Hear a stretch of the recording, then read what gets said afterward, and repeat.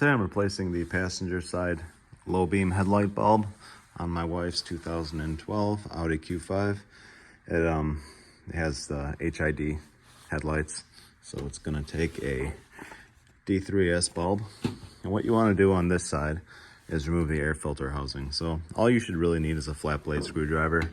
Undo this one clamp right here, loosen this up, and then undo the clip on the mouth. So you have to pull back that little gray section, sometimes using a little screwdriver and then getting in there. This one came back pretty easily like that. And then you can get behind it if you don't want to break anything like this. Just pry a little bit on the little tab and then you can pull that right off. So there it is. Sorry, I had to put the camera down. So yep, make sure you get this real nice and loose. Pull the boot back a little bit, and then you can pull the air inlet off whichever way you want. You can pull it off right here. This should just pop out of there fairly easily. And then you can, once this is kind of back a little bit like this, you can pull the whole air box up, and then it just fits into some little grommets. So I'm gonna pull back this boot here.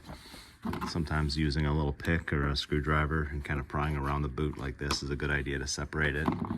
So I'm gonna use both hands for that. And with that back like that, I already, while the camera was off, I pulled up on this air filter housing. You wanna kind of get your hand down low on the air box and just pull straight up on it and it'll pop out of the rubber grommets. So with that out of there like that, here's the little holes that the rubber grommets pop into. Just make sure the grommets stay on this side. You can even put a little bit of grease on these if you wanna make them go in real nice.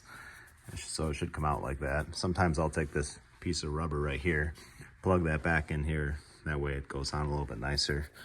But whatever the case, after that, pull back this little spring clip, and then you can take this little access panel right out of there, like that. I'll get a little flashlight so I can show you what's going on.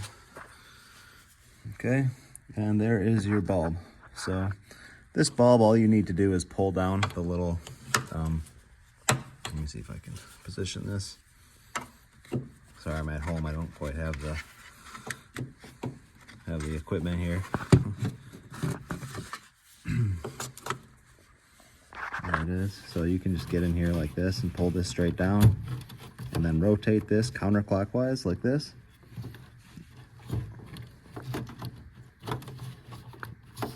There's a little, I'll show you when this is out. There's like a little tab right here. That's the tab you want to rotate. So push down on that, and then this thing pulls straight out. So that little black tab gets pushed on, and then the whole thing just pulls straight out. So here's your bulb. Push the new one in the same way, and then move that lever back up.